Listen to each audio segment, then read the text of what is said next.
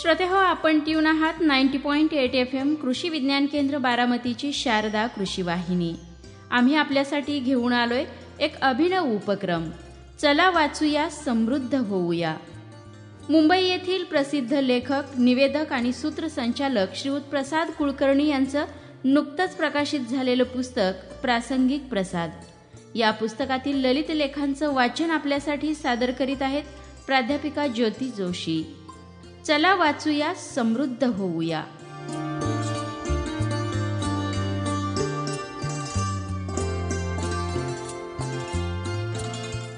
श्रोते हो, माणूस सगळ्यात जास्त चिंतेनेच हवालदिल होतो. मग ती चिंता कोणतीही असो.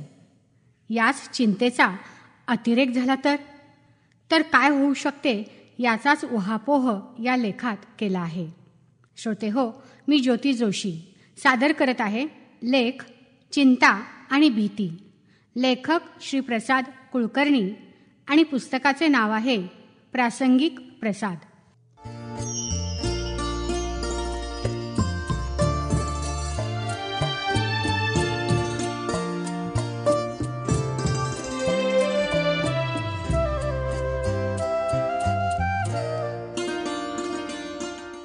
कवी गोविंदाग्रजांनी माणूस हा एक चिंतातूर जंतू आहे असं आपल्या कवितेत म्हटलंय. म्हणजे उगीच काहीही चिंता नको त्या चिंता व्यक्त करून आपलं आणि आपल्याबरोबरच्या माणसांचं जीवन नकोसं करून टाकायचं. चिंता म्हणजे एखाद्या गोष्टीचा नकारात्मक आणि गरजेपेक्षा अधिक विचार करत राहणे. हा अनेक लोकांच्या आयुष्याला लागलेला चाळा असतो. सुतावरून स्वर्ग गाठण्याची अशा लोकांना सवय असते. सगळं अगदी अलबेल असतानाही त्यातलं नेमकं काहीतरी नकारात्मक तेवढं निवडून चिंतेत पडायचं आणि पाडायचं. या मंडळींना नेहमी घराबाहेर पडल्यावर एखाद्या ठिकाणाहून दूर आल्यावर काहीतरी आठवतं आणि ते आपली चिंता बोलून दाखवतात. उदाहरणार्थ, अगं, घराला कुलूप लावलंय ना, विसरली नाहीस ना, गॅस बंद केलाय का लक्षात येत नाहीये, लवकरच निघूया, ट्रेनचा गोंधळ किंवा बंद असल्या तर. किंवा बँकेतून लॉकर बंद करून ऑटोमध्ये बसल्यावर म्हणतात, लॉकर झाला होता ना बंद नीट, चावी बरोबर फिरवली आहेस ना, नाहीतर उघडाच राहायचा. अशा चित्रविचित्र फालतू शंकांनी या व्यक्ती उगाच सगळ्यांची मानसिक स्थिती दोलायमान करून ठेवतात. चिंतेचा अतिरेक झाला की तिचं रूपांतर भीतीमध्ये होतं आणि आपलं आयुष्य आपणच विनाकारण वैराण करून टाकतो.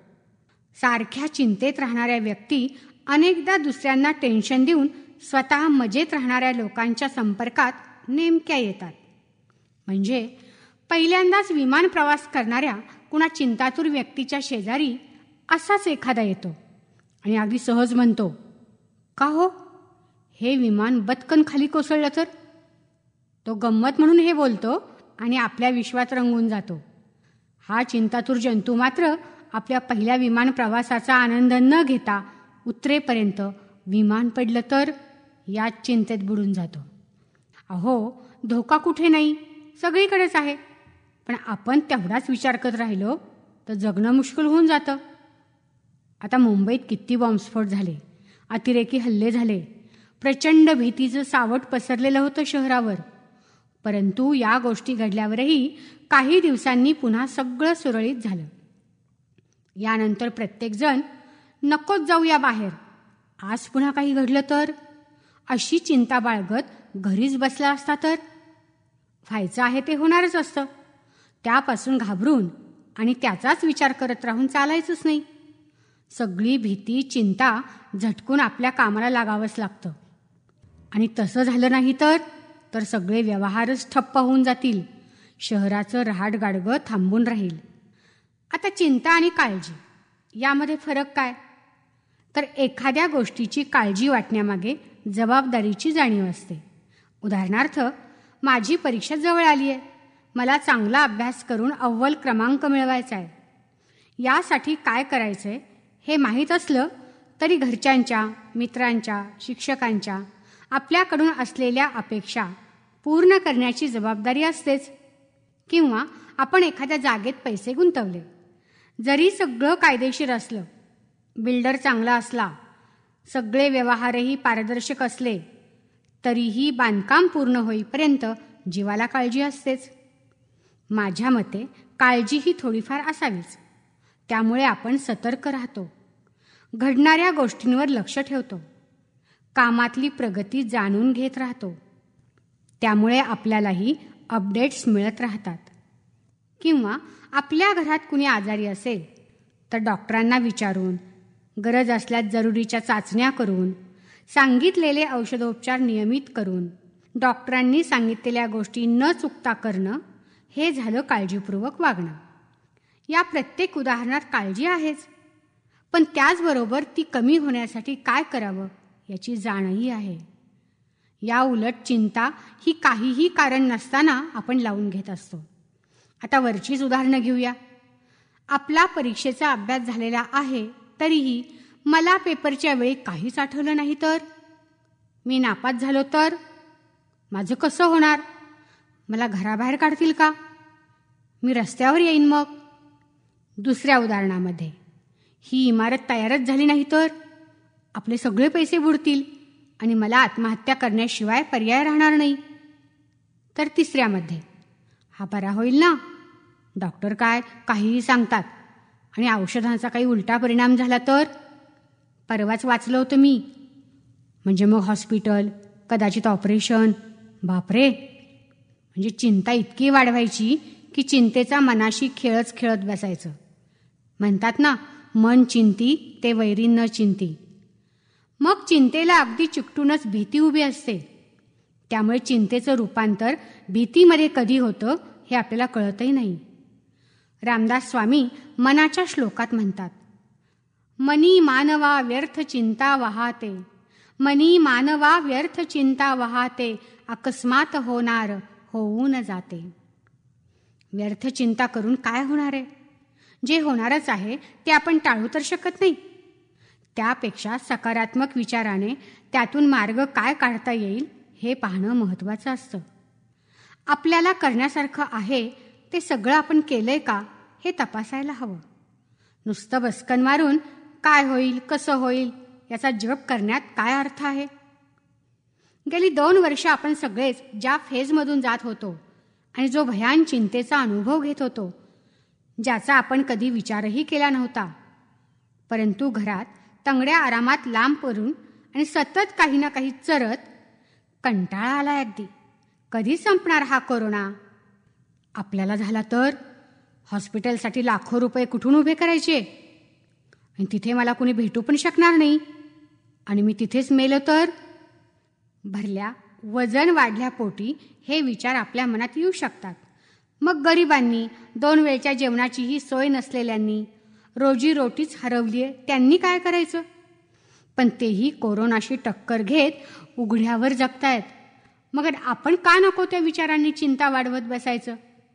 कुवतीपेक्षा अतिविचार करत बसलं की चिंता आणि भीती तिथे लगेच येऊन उभ्या राहतात. मनाची वृत्तीच चंचल. त्यामुळे मनात सतत येणारे विचार थोपवायला हवेत अथवा सकारात्मकतेकडे वळवायला हवेत. म्हणजेच नकारात्मक विचारांना मनाचा ताबा घेऊच द्यायचा नाही. लगेच कुणी म्हणेल मग, अहो हे सांगायला सोपं आहे पण प्रत्यक्षात होत नाही. का बरं? आपण रिकामटेकडे बसून राहिलो तर हे होणारच. रिकाम्या मनाला नको त्या चिंता सतावत असतात. कामधाम नाही, मग काय करायचं? तर हादडायचं आणि विचार करत बसायचं. बरं, ते विचारही सकारात्मक किंवा सर्जनशील असावेत तर तसंही नाही. मग त्यासाठी आपल्या मनाला, शरीराला कामात गुंतवून ठेवायला हवं. ते कसं? घरातल्या जमेल तेवढ्या कामात, वाचन, लेखनात, जमेल त्या आणि यथाशक्ती सामाजिक उपक्रमात, योग, ध्यानधारणा यासारख्या मनाला शांतता मिळणाऱ्या गोष्टींमध्ये, ऑनलाईन, यूट्यूब या माध्यमातून प्रसारित होणाऱ्या सकारात्मकता देणाऱ्या व्याख्यानांमधून आपल्यामध्ये असलेल्या कलेला पुनरुज्जीवित करून. या सगळ्यामुळे होतं काय? तर मनाला नको ते विचार करायला आणि त्यामुळे आपल्या चिंता वाढवायला वेळच मिळत नाही. तेही आनंदी राहतं आणि अर्थातच त्यामुळे आपणही. माझ्या परिचयाचे एक अत्यंत सज्जन पापभिरू गृहस्थ आहेत. आर्थिक स्थिती उत्तम. घरात नवरा बायको दोघंच. दोघांच्याही निवृत्तीनंतर सुखाने संसार चाललेला. त्या गृहस्थांना अचानक उगीचच काही चिंता जाळायला लागली. सारखे काहीतरी विचार करत बसायचे. अत्यंत बोलघेवडा, उत्साही आणि परोपकारी माणूस काही कारण नसताना चिंतेच्या अधीन होऊ लागला. हळूहळू निद्रानाश जडला. भूक लागेनाशी झाली. त्यांना स्वतःला समजायचं की आपण काहीतरी विचित्र वागतोय, पण चिंतेच्या आणि नको त्या विचारांच्या ते इतके आहारी गेले की त्यातून बाहेर पडणं कठीण होऊ लागलं. मानसोपचार तज्ज्ञांचे उपचारही झाले. जरा सुधारणाही झाली, पण तीही तेवढ्यापुरतीच. अखेर काहीही शारीरिक आजार नसलेल्या एका सरळ मार्गी व्यक्तीचा विनाकारण चिंता आणि भीतीने शेवट झाला. एक वेळ शारीरिक आजार परवडला, पण पोकळ चिंतेच्या वाऱ्यालाही उभं राहू नये हेच खरं. चिंतेचा उगम आणि शेवट साधारणतः असा होतो: सतत नकारात्मक विचार, त्यामधून वाढणारा अविश्वास, अविश्वासातून अवाजवी चिंता, चिंतेचा बागोलबुवा होऊन उभी राहणारी भीती, भीतीचं मनावर वाढत जाणारं दडपण आणि दडपण वाढत जाऊन ढळणारं मानसिक संतुलन किंवा होणारी अखेर.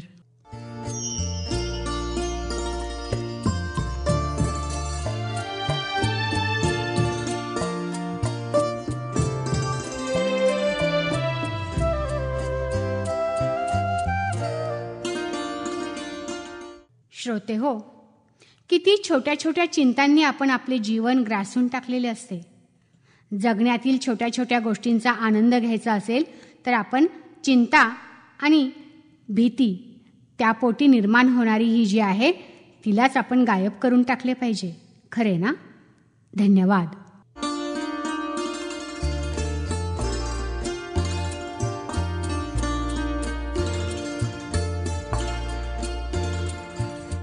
चला वाचूया, समृद्ध होऊया. श्रोते हो, या उपक्रमाअंतर्गत मुंबई येथील प्रसिद्ध लेखक, निवेदक आणि सूत्रसंचालक श्रीयुत प्रसाद कुलकर्णी यांचं नुकतंच प्रकाशित झालेलं पुस्तक प्रासंगिक प्रसाद या पुस्तकातील ललित लेखांचं वाचन आपल्यासाठी सादर करीत होत्या प्राध्यापिका ज्योती जोशी. शारदा कृषी वाहिनी, शारदा कृषी वाहिनी, शारदा कृषी वाहिनी, शारदा कृषी वाहिनी.